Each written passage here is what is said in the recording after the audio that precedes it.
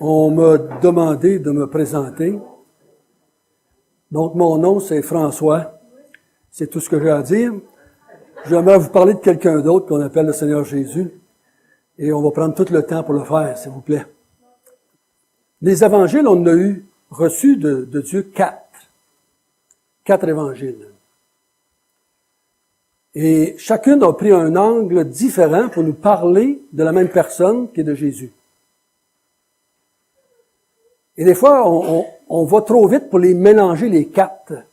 Quand il faut les étudier, premièrement, une à la fois, et ensuite regarder l'ensemble que les 4 disent de Jésus. Mais il faut les regarder individuellement en premier, je crois, pour en tirer ce que l'auteur veut nous dire. C'est pour ça qu'on appelle 3 évangiles synoptiques qui ont pris un angle, et on a Jean on dit seulement des fois que c'est qu'il fait là, Jean, fois qu'il est à part des autres. Pourquoi il n'a pas pris la même direction des autres? Il va nous présenter Jésus avec un angle bien spécial qui est important. Important pour vous, pour moi, important pour chaque personne. Et c'est ce que j'aimerais qu'on parle ce matin. On va parler de l'évangile de Jean. Je dis souvent à des gens, souvent on comprend un évangile ou un livre de la Bible en regardant qu'est-ce qu'il ne dit pas. Qu'est-ce que Jean ne dit pas que les 3 autres disent? Ça nous dit quelque chose des fois. Ça nous enligne dans une direction un peu différente des autres. Vous avez déjà remarqué, dans tous les évangiles synoptiques, Jésus prêche « Repentez-vous et croyez à la bonne nouvelle ». Dans Jean, jamais. Il n'appelle pas les gens à se repentir dans Jean. Ah, je dis pourquoi qu'il n'appelle pas les gens à se repentir? Il parle presque jamais du péché non plus dans Jean. Très peu. Quand il en parle, c'est de façon très générale. Il va dire Jésus, l'agneau de Dieu qui enlève le péché du monde. Très général. Il ne parle pas des péchés individuels autant que les autres évangiles. Jean a pris un angle parce qu'il y avait un but bien différent des autres. Et il y avait une tâche qui était compliquée en tant que juif, pour parler aux autres juifs, un peu du moins. Il veut les emmener à croire que Jésus était Dieu fait chair. Asseyez-vous avec des gens qui ne croient pas ça. Asseyez-vous avec un musulman. Et essayez de lui montrer que Jésus est Dieu fait chair. Vous allez voir, il faut patiner des fois. C'est pas facile. Les Juifs, vous savez, dans l'Ancien Testament, ne parlent pas de la Trinité, comme on dit nous autres. Ils ne parlent pas de ça. Jésus, qui est arrivé et qui a commencé à dire aux Juifs, je suis Dieu, je suis le Fils de Dieu, je suis un avec Dieu. C'était le scandale épouvantable. C'est pour ça qu'on l'a tué finalement. Toi qui es un homme, tu te fais Dieu. Tu dois mourir. Tu blasphèmes. Mais Jean se revient et dit, je vais vous montrer, je vais vous dire comment je suis venu à la conclusion que le gars avec qui on a marché, le gars avec qui on a mangé, le gars avec qui on a parlé, le gars qui a fait des miracles, je vais vous dire comment moi, pendant 3 ans, j'ai vécu avec ce gars-là, je vais vous dire comment je suis venu à croire que le gars qui était là en chair et en os devant moi, c'était mon Dieu, mon Créateur. Pas facile. Pas facile. Asseyez-vous avec les gens qui ne croient pas ça. C'est pas facile. Jésus dans Jean n'est pas intéressé non plus ni par l'enfer, ni par le ciel. Nouveau. Il n'en parle pas.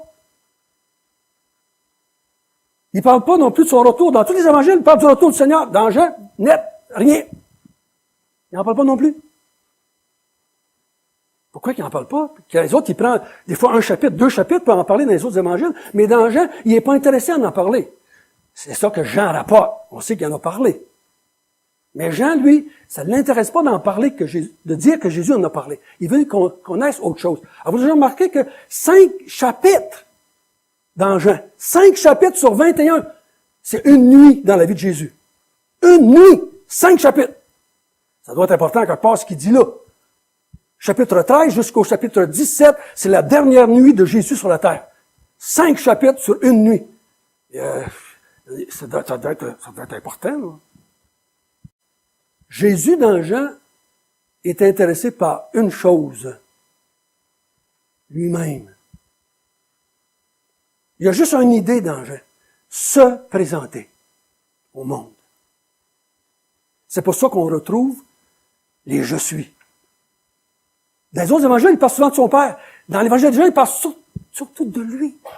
Je suis la lumière, je suis la vie, je suis le chemin, je suis la vérité, je suis d'en haut, je suis descendu, je suis.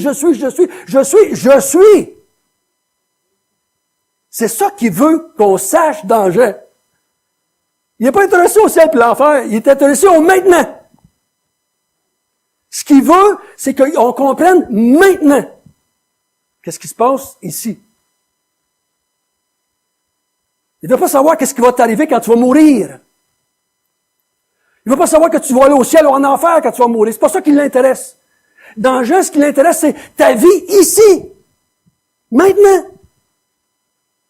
C'est pour ça qu'il emploie toujours les « A ». « Ah, la vie éternelle, ah, la vie éternelle, ah, la vie éternelle, ah, la vie éternelle ». Il parle pas que tu auras la vie éternelle, tu iras au ciel, mais tu meurs. Non, il dit « Ah, maintenant ». Maintenant, ici, maintenant. Nous, on présente l'Évangile souvent pour éviter quelque chose de futur. Pour aller en enfer. Ou pour aller au ciel. Ça, c'est futur, c'est dans l'autre vie. Mais Jésus, lui, ce qu'il veut, c'est qu'on présente l'Évangile pour maintenant. Ça, c'est important pour nous autres. Important.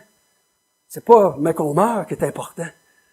Parce que là, quand on va mourir, c'est le résultat de maintenant. C'est le résultat de maintenant. C'est pas le résultat de plus tard. C'est ici, là. C'est ici que ça se passe. Donc, on va regarder ça ensemble, si vous voulez, dans Jean. Jean qui veut prouver. Vous vous souvenez, dans Jean, chapitre 20, il dit pourquoi il a écrit. Facile à comprendre. Il l'a dit, lui, pourquoi il a écrit l'Évangile de Jean. Je vous ai écrit ces choses afin que vous sachiez que Jésus est le Christ, le Fils de Dieu, et qu'en croyant en son nom, vous ayez la vie éternelle. La vie éternelle dans Jean, c'est pas le ciel. Excusez-moi de dire ça comme ça, mais c'est pas le ciel. C'est une vie qui commence ici et qui va durer éternellement. C'est pas le ciel. Ça commence ici. C'est la vie ici qui va durer éternellement. Puis il dit, je veux que vous croyiez quelque chose pour que vous ayez la vie. Vous allez devoir croire que Jésus de Nazareth est le Christ, le Fils de Dieu. Remarquez qu'il dit « est ». Je veux que vous croyiez ce qu'il est, pas ce qu'il fait. Dans Jean, c'est ce qu'il est qui est important. Ce qu'il fait n'est pas important autant dans Jean. C'est le « est » qui est important. Il dit, si tu crois que je suis le Messie divin, le Messie Dieu, le Messie créateur du monde, si tu crois ça, tu vas avoir la vie. Ici, maintenant. Quand vous essayez de prouver à quelqu'un que Jésus est le Fils et Dieu fait chair, comment vous y prenez? Ne répondez pas à haute voix. Pensez-y dans votre tête. Comment vous y prenez quand vous voulez prouver à quelqu'un que Jésus est Dieu fait chair? On a différentes façons de le faire. Mais Jean, lui, a décidé de prendre une voie que des fois on ne prend pas nous. Vous avez déjà demandé pourquoi l'apôtre Jean appelle Jésus la parole dans son introduction à l'évangile de Jean. La parole était au commencement. Et au commencement était la parole était avec Dieu, et la parole était Dieu. Pourquoi il l'appelle parole? Pourquoi il n'a pas dit au commencement était Jésus, Jésus était avec Dieu, et Jésus était Dieu? Ben, il me semble que ça serait été facile et clair. Tout le monde ne serait pas obstiné. Mais il l'appelle parole. Il y a une raison pour ça. Vous remarquerez dans l'évangile de Jean, 75 fois à peu près, il va dire parole. Jean a été impressionné, non pas par ce que Jésus a fait, mais par ce qu'il a dit. Il veut prouver qu'il est Dieu, mais il va nommer juste 7 miracles. Les autres évangiles, il y en a des milliers. Dans Jean, 7 seulement. Un comme ça. Juste 7 miracles. Il n'y en nomme pas d'autres. Mais ce qui l'intéresse, c'est les discours après les miracles. Il va faire 2-3 versets sur le miracle, puis un grand chapitre sur le discours de Jésus après. C'est les discours. Il le fait, j'ai appelé ça comme ça, Jean fait parler Jésus. C'est pour ça qu'il l'appelle la parole. Il fait parler. Tous les chapitres, c'est des discours de Jésus. Tous les chapitres jusqu'au chapitre 12, c'est des discours de Jésus. Jean a été impressionné et marqué et transformé par les paroles de Jésus. Mais à son sujet à lui, au sujet de Jésus, c'est pas au sujet de François ou de Joe Blow ou je sais pas qui. Jean est impressionné par ce que Jésus disait de lui-même. Ça l'a bouleversé, ça l'a changé sa vie à jamais. Nous allons voir ce matin un de ses discours qu'il a fait. Un de ses discours. Qui va emmener Jean à croire que Jésus, le gars qui était là, qui avait mis sa tête sur son ventre pendant qu'il mangeait, ce Jésus-là, c'était le créateur de l'univers. Il va le réaliser plus tard un peu, je ne sais pas sur le coup qu'il savait, parce qu'il n'aurait peut-être pas mis la tête à terre sur le ventre de Jésus, il aurait peut-être mis les deux genoux à terre, la face à terre. Il l'aurait adoré. Mais il ne réalise pas encore qu'il est Dieu, le créateur de l'univers, son Dieu à lui. Il ne réalise pas encore. Mais c'est par tous ces discours dans Jean qu'il va finir par tomber face à terre, puis il va adorer Dieu pour l'éternité. C'est ça qu'il veut qu'on découvre dans Jean. C'est ça qu'il veut qu'on découvre. C'est pas comment faire pour éviter l'enfer. C'est comment découvrir ce Dieu-là qui a créé l'univers, qui a habité parmi nous. C'est ça le plus important. C'est ça on va voir un des discours. Dans Jean, chapitre 3, que vous connaissez tous, c'est pour ça que j'ai pris celui que vous connaissez le mieux.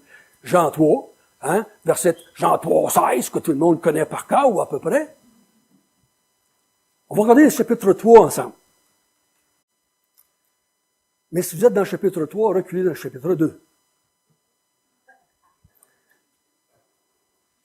Et on va aller à la fin, parce qu'il faut introduire un petit peu dans le contexte, qu'est-ce qui se passe. Jésus est à Jérusalem, il est descendu à Jérusalem, au temple. C'est la fête de Pâques, c'est la première Pâques dont on nous parle dans Jean. Il descend pour fêter la Pâques avec le peuple juif. Et c'est là que, cet moment-là, qu'on va lui dire, il va dire, lui, détruisez ce temple et je vais le rebâtir en 3 jours. Je vais le relèverai en 3 jours. Et il y a eu tout un débat. Un peu après, Jésus, dans la ville de Jérusalem ou alentour, fait plusieurs miracles. Comment est-ce qu'on sait ça? C'est au verset 23 du chapitre 2. Pendant que Jésus était à Jérusalem, à la fête de Pâques, plusieurs crurent en son nom, voyant les miracles qu'il faisait. Et là, il nous dit quelque chose qui nous surprend un peu, au verset 24. Mais Jésus ne se fiait point à eux. C'est intéressant que Jésus dise ça, ou que Jean rapporte cette parole, ou cette pensée de Jésus. Il ne se fiait pas à eux parce qu'il les connaissait tous et qu'il n'avait pas besoin qu'on leur rende témoignage d'aucun homme, car il savait ce qui était dans l'homme. Jésus dit, vous avez beau dire ce que vous voulez, vous avez beau agir comme vous pensez, mais moi je vous connais. Et je me fie pas à vous, même si vous dites que vous croyez en moi. Pourquoi il dit ça? Pourquoi? Qu'est-ce qu'il chicote à ce moment-là, Jésus? Qu'est-ce qu'il chicote pour dire ou exprimer ce pensée? Mais ça, nous, là, on aurait réagi, yes, amen, beaucoup croient au Seigneur Jésus, on vu des miracles, ils croient, c'est fantastique. Jésus regarde et dit, je me fie pas à vous autres. Je connais votre cœur, je me fie pas à vous autres. Vous allez voir dans Jean, si vous avez le temps de lire dans Jean, là,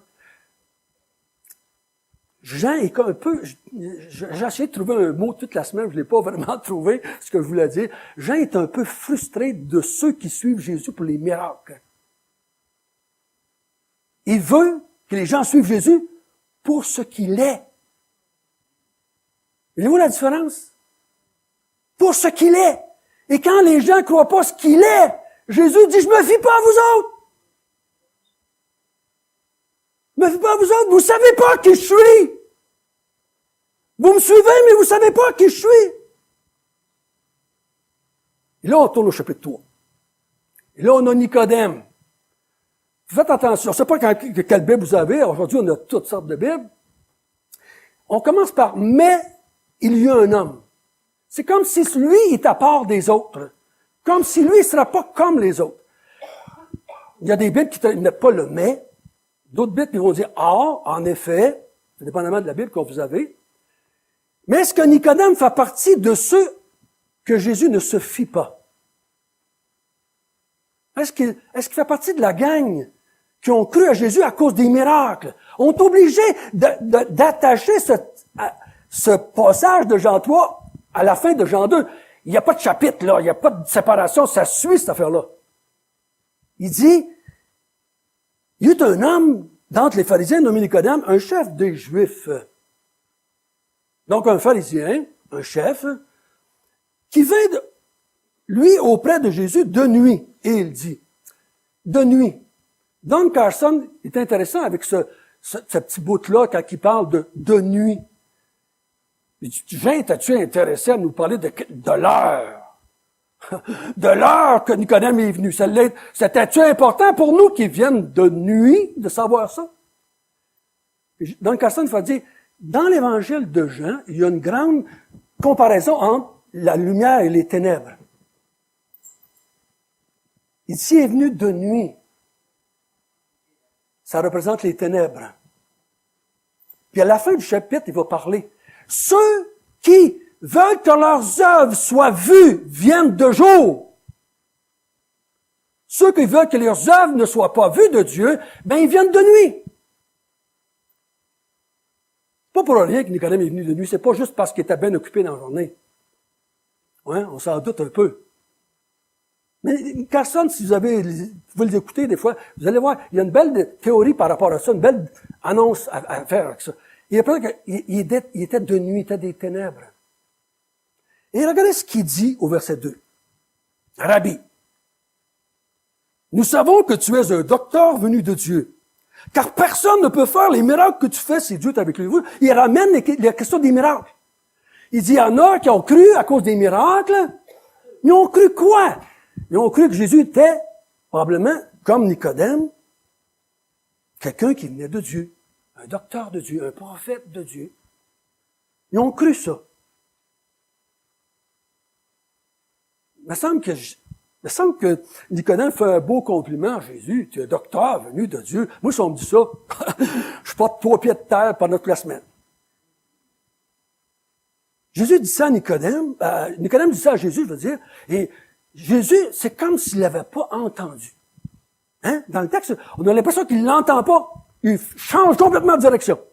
Si tu ne nais pas de nouveau, mon Nicodème, voyons, je viens de te dire que tu es un docteur venu de Dieu, puis que parce qu'au des miracles que tu fais, puis toi tu me dis, si tu ne nais pas de nouveau, tu peux pas voir le royaume de Dieu. Voyons donc, c'est quoi cette affaire-là? De quoi tu me parles là? Pourquoi tu me dis ça là? Maintenant? Si tu ne nais pas de nouveau, tu peux pas voir le royaume de Dieu. Et je vous dis, si le mot royaume de Dieu, c'est pas le ciel dans Jean. Non. C'est le règne de Dieu. Tu peux pas voir Dieu. Tu peux pas voir le règne de Dieu. Tu peux pas voir Dieu régner. Ni dans ta vie, ni dans le monde dans lequel tu vis. Tu peux pas voir Dieu régner. Si t'as pas la vie. Tu pourras pas le voir. Ah, tu vas voir un paquet de miracles, mais tu verras pas Dieu. Tu vas voir un docteur. Vous savez, entre un docteur venu de Dieu, comme Nicodème le pensait, et Dieu, il y a des années-lumière entre les deux. Il y en a beaucoup qui disent que Jésus est un docteur venu de Dieu, un prophète. 1,4 milliard de musulmans disent que Jésus est un prophète de Dieu. Mais il n'est pas Dieu. Non. Il n'est pas Dieu. Mais vous, c'est bien, il croit qu'il est un prophète de Dieu. Un peu comme Mahomet. Mais Jésus dit, mon Nicodème, il va falloir que tu fasses un bout. Si tu veux, il va falloir que tu naisses de nouveau. Il va falloir que tu naisses de nouveau. Ou naître d'en haut. Et là, mon Nicodème, elle répond d'une façon normale. Si j'avais été là, probablement, j'avais réagi de la même façon. Les 2 bras, ils ont tombé, les épaules, ils ont baissé, la mâchoire, il a décroché. De quoi est-ce que tu parles? De quoi est-ce que tu parles? Comment un homme vieux comme moi, comme vous, comme moi, comment un homme vieux comme moi, je peux-tu rentrer dans le sein de ma mère? Et naître encore? Mais oui, il réagit normalement. De quoi tu me parles en disant qu'il faut que tu naisses de nouveau? C'est pas possible. Je crois pas à l'incarnation, moi là, je suis un juif. De quoi tu parles? Mais quoi, ce qu'il voulait bien lui dire? Hein? Mon Nicodème, il est pogné, là. Il sait pas trop quoi faire. Savez-vous une chose? Je méditais là-dessus depuis quelque temps. La naissance, c'est une des seules choses dans nos vies qu'on ne contrôle pas du tout. Qui a demandé de venir au monde ici? Personne. Personne n'a demandé. Jésus a pris exactement le symbole qu'il voulait pour que Nicodème comprenne que ça ne viendrait pas de lui. C'est pour ça qu'il avait dit dans son introduction, les enfants de Dieu sont nés, non de la chair, non du sang, ni de la volonté des hommes, mais de Dieu. Il dit, Nicodème, il se retrouve dépourvu. Si Jésus, il avait dit, il faut que tu pratiques la loi, il avait dit, yes. Faut que tu aimes ta femme, yes. Faut que tu aimes ton prochain, yes. Faut que tu fasses des œuvres, yes. Il aurait dit yes à tout. Mais quand il a dit, faut que tu naisses, hein?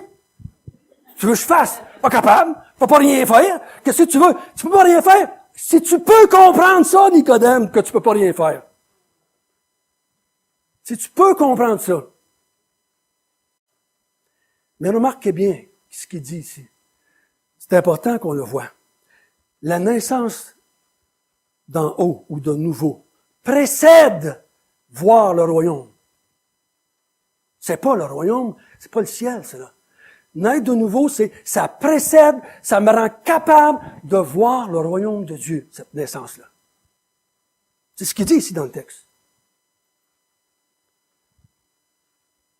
Au verset 3, Jésus répondit à Nicodème, qui les deux bras du tombe à terre, puis dit, comment est-ce que je peux faire pour naître de nouveau?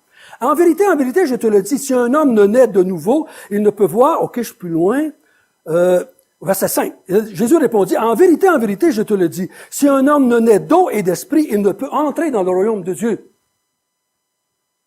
Première fois, tu peux pas le voir. Si tu peux pas le voir, tu peux pas y entrer, c'est bien sûr. Tu vois pas la maison, si je vois pas la porte, je peux pas l'entrer. Si tu vois le royaume de Dieu, tu vas pas y entrer.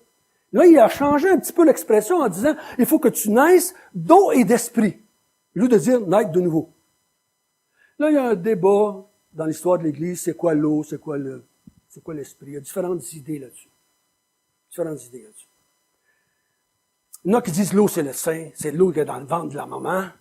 Là, mais quelle utilité de dire à quelqu'un qui est 70 ans et que il faut que tu naisses de ta mère? Bien sûr, je suis déjà là, je suis au monde, je suis sur la terre, je suis vivant. Quand tu parles de ça, tu parles à des gens vivants sur la terre. Tu n'as pas obligé de leur dire, il faut que tu naisses de ta mère. Oui.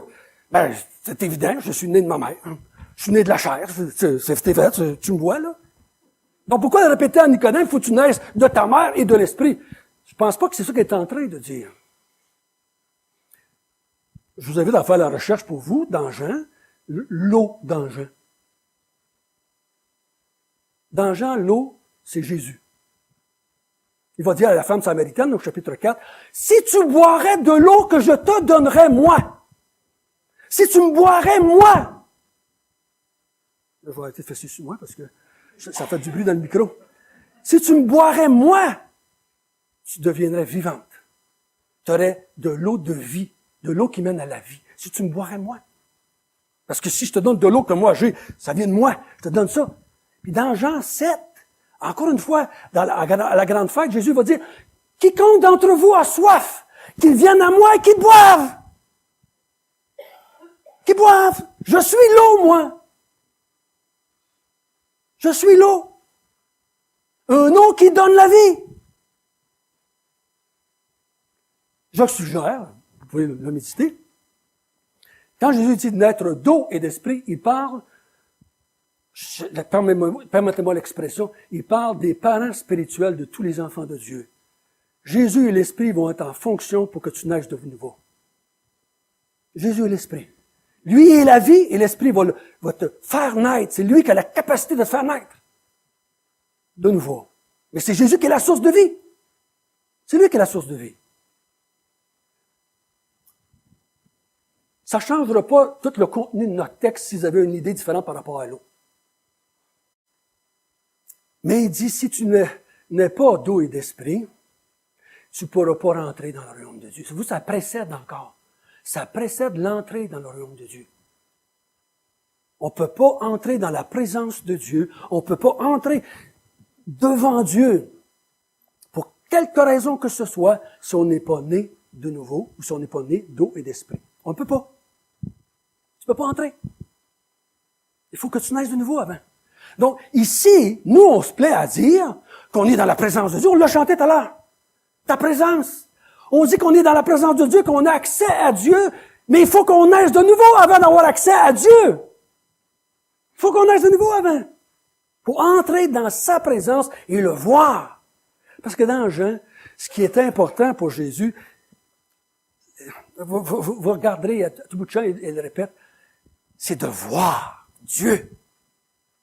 C'est de voir Jésus. Il dit, la vie éternelle, c'est que tu me connaisses moi et mon Père. C'est ça que la vie. La vie, c'est de connaître Dieu et Jésus. C'est de voir Jésus, c'est de voir Dieu. Nous, on a fait de la vie éternelle une place, mais qu'on meurt. Malheur, malheur, malheur, malheur. La vie qu'on a ici va durer pour l'éternité après, ça c'est sûr. Pas aller en enfer, mes chers amis, je ne sais pas si ça va te faire picoter un peu, pas aller en enfer, c'est un sous-produit de la vie. C'est un sous-produit. C'est pas le but. Le but, c'est pas de pas aller en enfer. Le but, c'est d'avoir la vie. Et quand j'ai la vie, je n'irai pas en enfer. Ça, c'est vrai. Ben, il faut que j'aille la vie. C'est pas pour rien que Jean parle de la vie au-dessus de 60 fois dans son évangile. Il veut qu'on comprenne qu'il parle de la vie, là, quelque part. Quand on parle aux gens, parlons-leur de la vie que Jésus leur offre ici, maintenant. Pas juste d'un autre vie, l'autre bord, mais qui meurt. Il vit, offre, tu veux-tu ici recevoir une nouvelle vie de la part de Dieu? Pour vivre pour Dieu ici, maintenant? Bien des gens sont prêts à vouloir aller au ciel, mais ils ne veulent pas vivre ici, pour Dieu. Tout le monde veut aller au ciel. Je vais changer la chanson. Et personne ne va vivre pour Dieu ici. Ils veulent tout aller au ciel. Ils veulent tout éviter l'enfer. Mais ils ne veulent pas vivre ici, pour Dieu. Ça ne les intéresse pas, ça. Donne-moi un billet pour que j'aille au ciel, mais que je meure. C'est pas ça que Jésus fait dans Jean, je vous garantis, c'est pas ça qu'il fait. C'est ça qu'il dit au verset 6, ce qui est né de la chair est chair. Ce qui est né de l'esprit est esprit. Donc, là, je te parle pas, Nicodème, d'une naissance charnelle, je te parle d'une naissance qui va venir de la part de l'Esprit Saint. C'est la part de l'Esprit Saint que ça va venir. Là, il dit quelque chose, il dit, le vent souffle où il veut, et tu en entends le bruit, mais tu ne sais d'où il vient, ni d'où il va. Il est ainsi de tout homme qui est né de Dieu, ou né de l'Esprit de Dieu. Si on est dans une pièce, c'est fermé comme ici, on ne voit pas de l'extérieur. Puis je vous dirais, est-ce qu'il vente à l'extérieur? On va faire silence, on va écouter. On n'entend pas. On va ouvrir une fenêtre, on va regarder. Ah, oui, il vente. Personne ne voit le vent. On voit les effets du vent, n'est-ce pas? Le vent, on ne voit pas personne. Mais, Jésus dit, et c'est comme ça que ça se passe avec l'Esprit de Dieu. Dans le grec, il y a un jeu de mots entre le vent, là, puis le Jésus. C'est le même mot dans le grec, le pneuma qu'on appelle, là. Ça se rejoint, ces deux mots-là. Il y a un jeu de mots en grec, là. Il dit, tu nais de nouveau, c'est l'Esprit qui va venir, qui va te faire naître. C'est lui qui fait ça. Tu le verras pas. Mais mec, tu l'aies la vie, tu vas le savoir. Je te garantis que tu vas le savoir. Il n'y a pas d'à peu près, tu le sais. Je dis souvent aux gens, si j'avais le pouvoir de te changer en chien ce matin, demain matin, tu saurais que tu es un chien. Tu ne te poseras pas la question, je suis un chien. Quand tu as le miroir, tu saurais bien que tu es un chien. Tu été changé. Mais quand Dieu il dit, François, je vais te faire naître de nouveau, le lendemain matin, je suis une autre personne. Je vivrai jamais plus comme avant. Jamais. C'est impossible. J'ai une nouvelle vie. Je peux pas vivre comme la vie, comme anciennement. J'ai une nouvelle vie. Et là, Jésus dit quelque chose. Nicodème, Au verset 9 dit, comment cela peut-il se faire? Il comprend pas. Il dit juste, comment que ça se passe? Comment ça va se faire? Lui, il veut savoir comment faire. Regardez ce que Jésus va répondre. C'est intéressant. Jésus lui répondit, tu es le docteur d'Israël. Tu es le docteur d'Israël. Et tu ne sais pas ces choses. Malheur à ceux qui reçoivent ton enseignement. Si lui, il ne le sait pas, il ne peut pas le dire aux autres, c'est sûr. Lui, c'est le top du top, là. Il est le top en Israël. Tu es le docteur d'Israël. Et tu ne sais pas comment faire. Qu'est-ce que tu dis aux gens en synagogue le dimanche? Le samedi. Qu'est-ce que tu dis aux gens? Et là, le point crucial s'en vient. Parce que le point crucial, c'est pas une dette de nouveau. Le point crucial s'en vient, là. Jésus répondit, au verset 11, en vérité, je te le dis, nous disons ce que nous savons et nous rendons témoignage de ce que nous avons vu et vous ne recevez pas notre témoignage. Ici, le nous, vous, c'est les Juifs, vous, Nicodème, les pharisiens, vous recevez pas notre témoignage. Le nous, je suggère qu'il parle de Dieu et de lui. Parce qu'il va le dire plus loin dans l'Évangile à plusieurs reprises. Je viens vous apporter les paroles de Dieu. Je viens vous dire ce que Dieu veut vous dire. Donc, moi et mon Père, on vous donne un témoignage et vous ne croyez pas quand on vous parle des choses terrestres. Vous ne croyez même pas à ce moment-là. Si vous ne croyez pas au verset 12, quand je vous ai parlé des choses terrestres, comment allez-vous vous croire quand je vous parlerai des choses célestes? Oh! Comment est-ce que vous allez faire pour croire quand je vais vous parler des choses célestes? Comment vous allez faire? Vous ne croyez même pas quand je vous parle des choses de la terre. Quand je vous parle des choses d'ici-bas, qui se passent d'ici-bas, vous ne croyez pas. Vous ne croyez pas. Vous ne croyez pas mon Père non plus. Il va le dire plus loin dans l'Évangile à plusieurs reprises. Vous ne croyez pas Dieu. Si Dieu est votre Père, vous y croirez. Vous ne croyez pas Dieu. Vous ne connaissez pas Dieu. Même quand je vous ai donné tout l'Ancien Testament, vous ne l'avez pas cru. Vous ne l'avez pas cru. Ça a des choses terrestres pourtant. Vous ne l'avez pas cru. Mais maintenant, je vais vous parler des choses célestes. Et naître de nouveau, ça c'est une vérité céleste. Une vérité céleste, puis tu ne le crois pas, là. Tu ne crois pas à Nicodème, hein? Là, il va dire la vérité qu'il veut que Nicodème saisisse. Et je crois que Nicodème va la saisir avec le temps, parce qu'il va revenir dans la vie de Jésus plus loin dans l'Évangile, puis ça va être de jour. Ça va être de jour, ce coup-là. Il dit, personne n'est monté au ciel si ce n'est celui qui est descendu du ciel, le Fils de l'homme qui est dans le ciel. Là, il parle de lui, mes amis. Il n'y a personne qui connaît les choses célestes, excepté celui qui est descendu du ciel, le Fils de l'homme, moi. Là, c'est intéressant, mais qui dit, et qui est dans le ciel. Il est monté, il est descendu, puis il est encore là. Voyons. T'es-tu en haut, t'es-tu en bas? Je suis Dieu, moi je suis partout, mon petit chum. Moi je suis Dieu. Dans l'Évangile de Jean, il est Dieu. Il prie pas dans l'Évangile de Jean. Dans Luc, il prie tout le temps. Dans l'Évangile de Jean, Jésus prie jamais, excepté une fois dans Jean 17, quand il intercède, puis vous, puis moi. Mais dans les autres évangiles, il prie tout le temps. Dans Jean, il prie jamais, il est Dieu. Qui tu veux qu'il prie? Il est Dieu, il fait ce qu'il veut, lui. Il fait ce qu'il veut. Il dit, moi, le Fils de l'homme, je suis monté, je suis descendu, puis je suis encore là, même si je suis petite. Ouais. C'est toute une pilule à prendre. Jean, il le voit bien, là, lui, il le voit avec ses yeux, puis il dit, touche, là, il mange avec, il le touche. Puis il dit, t'es dans le ciel aussi. Wow! Tu n'as fumé du bon. Si tu prends Jésus juste pour un homme, il en a fumé du bon, c'est vrai.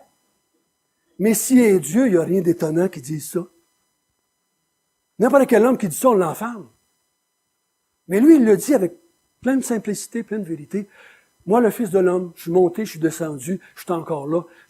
Je suis, moi, omniprésent. Je suis toujours dans la présence de Dieu. Toujours. Et là, on va voir le verset qu'on emploie souvent, mais que des fois, on l'utilise pas tout à fait dans le contexte de Jean, ce fameux Jean 3,16. Et quand Moïse éleva le serpent dans le désert, il faut de même que le Fils de l'homme soit élevé. Ça, c'est le même Fils de l'homme du verset d'avant, là. Le Fils de l'homme qui est monté, qui est descendu, qui est dans le ciel. C'est le même Fils de l'homme. On peut pas séparer les deux, là. C'est le même Fils de l'homme. Le Fils de l'homme va être élevé afin que quiconque croit en lui ait la vie éternelle. Si vous ne connaissez pas l'histoire de l'Ancien Testament, à ce qui concerne les serpents, les Juifs ont parlé contre Dieu, se sont rebellés contre Dieu dans le désert. Dieu a fait venir des serpents qu'ils ont mordus, puis ils étaient en train de mourir. Ils périssaient, là, ils étaient en train de mourir. Et Dieu a dit à Moïse, fais-toi un serpent en airain, mets ça sur le poteau, tous ceux qui vont garder le serpent vont être guéris. Ils vont avoir la vie. Hein? Ils vont avoir la vie. Parce qu'ils étaient en train de mourir. S'ils ne regardent pas le serpent, ils meurent. S'ils regardent le serpent, ils arrêtent de mourir, puis ils ont la vie. Il dit de même, le Fils de l'homme aussi va être élevé un jour sur un morceau de bois. Ceux qui vont le regarder vont avoir la vie. Mais on va remarquer, dans Jean, il ne parle pas de ce qu'il est en train de faire sur la croix. Il n'en parle pas, là. Pour que je le sache, il faudra que j'arrête dans les autres évangiles. Là, il n'en parle pas, on n'en parlera pas nous autres non plus. Qu'est-ce qu'il faisait là sur le poteau? Si Jean n'en mentionne pas, parce que c'est pas important à ce moment ici, qu'est-ce qu'il veut nous dire? Qu'est-ce qu'il dit? En effet, Dieu a envoyé son Fils dans le monde, j'ai sauté, car, verset 16, car Dieu a tant aimé le monde qu'il a donné son Fils unique afin que quiconque croit en lui ne périsse point, mais qu'il ait la vie éternelle. Vous avez déjà peut-être fait ça, je l'ai fait. Mets ton nom au lieu de quiconque. Et si tu crois, tu vas aller au ciel, mais tu meurs. Tu n'iras pas en enfer. C'est ça qu'on a dit. Je l'ai dit. Malheur à moi. C'est pas ça que le texte dit. Je dis pas que c'est pas vrai qu'on va, si on croit en Jésus, qu'on n'ira pas en enfer. C'est vrai. Mais le texte dit pas ça ici. C'est pas ça que Jean veut qu'on comprenne. Il fait la même chose qu'il avait dit dans son chapitre 20. Si tu crois que celui qui est sur le morceau de bois, c'est le Fils unique de Dieu, tu vas avoir la vie. C'est pas qu'est-ce qu'il est en train de faire qui est important pour Jean. C'est qui il est sur la croix. C'est qui ce gars-là qui est sur la croix. C'est ça qui fait la différence dans Jean. Parce que si je crois que celui qui est sur la croix, c'est mon Dieu créateur, c'est le Dieu de l'univers, ça va changer toute ma vie et je vais croire tout ce qu'il dit. J'ai pas besoin de voir de miracle. Quand je sais que le gars qui me parle, c'est Dieu fait chair. J'ai pas besoin de miracle pour qu'il me prouve quoi que ce soit. Je crois qu'il est Dieu et je crois ce qu'il est en train de me dire. Si tu crois que je suis le Fils de Dieu, que je suis incarné, tu vas avoir la vie. Mais moi, c'est pas ce qu'il fait dans Jean. C'est ce qu'il est. Et je l'en ai parlé tout à l'heure. Toi, la moitié du monde dans lequel vous vivez, la moitié de la planète, au moins, ne croit pas ça. Une personne sur deux que vous rencontrez ne croit pas que Jésus, c'est Dieu fait chair. Ne croit pas ça. Et ils n'auront jamais la vie. Jamais la vie. C'est pour ça que Jean est celui qui a dit dans son évangile, de la part de Jésus, de la bouche de Jésus, si vous ne croyez pas qui je suis, vous mourrez dans vos péchés. Il dit pas, si vous croyez pas que je suis mort sur la croix, pour vous autres, pour prendre vos péchés. C'est pas ça qu'il parle. Il dit, si tu crois pas qui je suis avant de monter sur la croix, tu vas mourir dans tes péchés. Tu vas mourir dans tes péchés. C'est pas si ça vous a surpris, c'est pas si vous êtes des gens qui se promènent sur les médias sociaux. Je me fais reprocher des fois, je suis souvent sur mon ordinateur. Mais depuis 5 ans, je remarque quelque chose. Dans le monde évangélique. Des gens avec qui on parle pendant des mois, des années, sur Facebook, sur YouTube, sur toutes sortes de sur Twitter, puis toutes ces affaires-là. Et ces gens-là parlent de Jésus, puis ils parlent que Jésus les a sauvés, puis qu'ils s'en vont au ciel, puis que Jésus est bon, puis que Jésus est béni, puis que Jésus est ci, puis Jésus est leur Dieu. Là, tu continues à parler, à sonder, puis tu écoutes, par les choses que tu retrouves, ils croient pas à la Trinité. Hein? Peux-tu être sauvé si tu crois pas à la Trinité? Peux-tu être sauvé si le gars qui est sur la croix, c'est pas un Dieu trinitaire? Non! Tu peux pas! Tu peux pas être sauvé et dire que Jésus, c'est pas le Dieu trinitaire. Il y a plein de monde qui disent que Jésus est Dieu. Mais il n'y a pas de Père, puis il n'y a pas de Saint-Esprit. Il est Dieu, c'est tout. Je vous dis, je pourrais vous nommer des chrétiens que peut-être vous êtes amis avec Facebook, puis c'est ça qu'ils croient. C'est ça qu'ils croient. Il va falloir que vous vérifiez avec les gens, le gars, quand il dit Jésus, il veut dire quoi? Qu'est-ce qu'il veut dire, lui, quand il parle de Jésus? Quand il dit que Jésus est Dieu, qu'est-ce que tu veux dire? Quelle sorte de Dieu tu parles, là? Ben, Dieu. Ben, quel Dieu? Parles-tu du Dieu trinitaire de la Bible? Dieu le Père, Dieu le Fils, Dieu le Saint-Esprit, ce Dieu-là? Oh, non, la Trinité, c'est une invention catholique. Pas vrai, ça. Ah. Si tu crois pas qui je suis, tu vas mourir de tes péchés. Il faut que tu crois qui je suis. Si tu ne crois pas qui je suis, même si tu crieras à tout le monde que Jésus est mort sur la croix pour toi, tu ne seras pas sauvé. Parce que le gars qui est mort, c'est pas Dieu, c'est pas Jésus. Il ne peut pas te sauver. Il va falloir qu'on prenne le temps avec les gens à qui on parle. Qu'est-ce que tu penses de Jésus? Explique-moi, dis-moi, décortique-moi ça. Crois-tu à la Trinité, Dieu le Père, Dieu le Fils, Dieu le Saint-Esprit? Comprends-tu ça, là? Vois-tu cela, là, avec moi, là? Parlez-en, c'est plus important qu'on pense.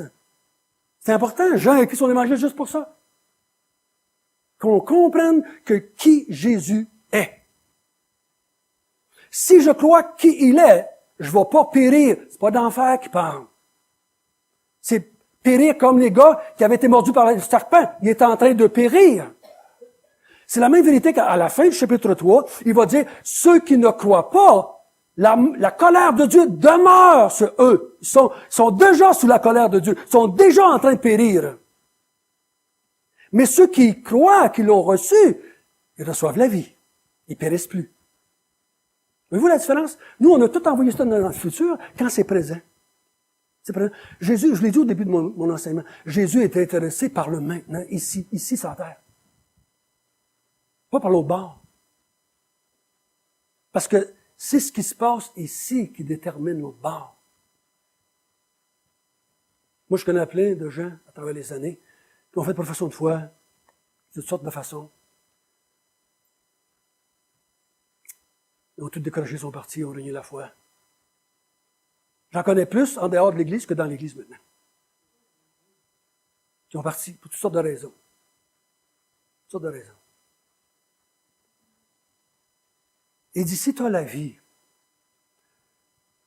mon temps achève. Mais quand on reçoit la vie, quand Jésus me donne sa vie, moi je me plais à dire que Jésus c'est mon géniteur spirituel, il m'a donné la vie par la puissance de son esprit qui était là, mais cette vie-là qu'il donne produit quoi? Qu'est-ce qu'elle va produire, cette vie-là? Je vais prendre un exemple dans Jean, vous allez comprendre.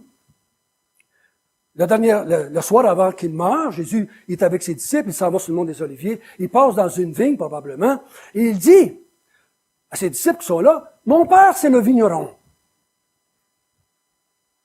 Moi, je suis le cep. » C'est moi qui vais chercher la vie, qui va donner la vie aux sarments. Vous autres, vous êtes les sarments, dit-il. Donc, mon Père et moi, et vous êtes les sarments, et si mon Père vous a émondé, vous allez porter beaucoup de fruits. C'est des pommes qui vont produire, n'est-ce pas? Des pommes. Non, des poires. Des bananes. Des cerises. Pourquoi vous dites raisin? Qui a dit raisin? Pourquoi que vous dites raisin? C'est une vigne! Une vigne produit des raisins, on se pose pas de questions. Hein? C'est normal, c'est selon sa nature. Ma nature me porte, c'est une vigne, je vais porter des raisins. Pas besoin moi, j'ai 4 pommiers chez nous. Non, 3, excusez. 3 pommiers. Si tu demandes qu'est-ce qu'ils vont produire au mois de juillet, au mois d'août, on va dire des pommes. Pourquoi tu dis ça? Il n'y a pas rien dans l'arbre, juste des feuilles. Ben, c'est des pommiers épais. Un pommier, ça produit des pommes. Quelqu'un qui est changé, qui est devenu un être nouveau, qui reçoit la vie, il produit quoi, lui? Je vous encourage cette semaine ou dans le mois qui vient, prenez l'évangile de Jean et regardez ce que Jésus dit, vous allez être surpris. Quels sont les fruits de cette vie qu'il donne? C'est pas les fruits qu'on pense des fois. Et ça, je vais vous dire une chose. Selon ma compréhension de l'Évangile de Jean, tous les chrétiens les portent. Tu ne peux pas être une vigne et produire des pommes. Jésus le dit avec une autre chose. Un bon arbre va produire des bons fruits. Un mauvais arbre va produire des mauvais fruits. On peut pas inverser ça. Si tu es né de nouveau, si tu as la vie nouvelle, si tu es né de Dieu, tu vas porter des fruits. Tu vas porter des fruits. La question, c'est qu'il y a une grande confusion, je crois, parmi les croyants. C'est quoi ces fruits-là? Quels sont donc ces fruits-là? Je vous encourage à lire l'Évangile de Jean et regardez ce que Jésus dit. Regardez ce que Jésus dit. Qu'est-ce qu'ils font, ces nouveaux enfants-là? Ils portent des fruits pour Dieu. Tous en portent, sans exception. Ne sous-estimez jamais le vigneron. Ne sous-estimez jamais le cep. Si tu es attaché après, tu vas produire du bon fruit. C'est sûr et certain. Moi, je crois qu'il y a des chrétiens qui portent des bons fruits, puis ils pensent qu'ils les portent pas. Parce qu'ils savent pas c'est quoi les bons fruits. Ils pensent que c'est de lire la Bible, puis ils se tannent de lire la Bible. Ils pensent que c'est de prier, puis ils ont de la difficulté à prier. Puis là, ils se demandent s'ils sont attachés après le cep. Pas vrai, ça. Pas vrai pour tout. Pas vrai pour tout, ça. C'est pas ça que j'en dis, en tout cas. Lisez Jean. Lisez Jean. Allez voir qu'est-ce que Jésus dit que ceux qui ont la nouvelle vie font. C'est certainement pas des gens religieux. C'est des gens qui sont nés de nouveau. Ils ont la vie de Dieu en eux. Et ça paraît. Prions. Notre bon Père du ciel, notre Dieu trinitaire, oui, tu nous as aimés, tu as envoyé ton Fils unique, ton pareil, un autre comme toi. C'est pour ça il a dit à Philippe, si tu m'as vu, tu as vu Dieu. Je suis pareil. C'est pas quelqu'un d'autre qui est venu, c'est toi, Jésus, qui est venu, Dieu. Et tu es venu pour qu'on ait la vie. La vie ici, maintenant, afin qu'on puisse vivre pour notre Dieu.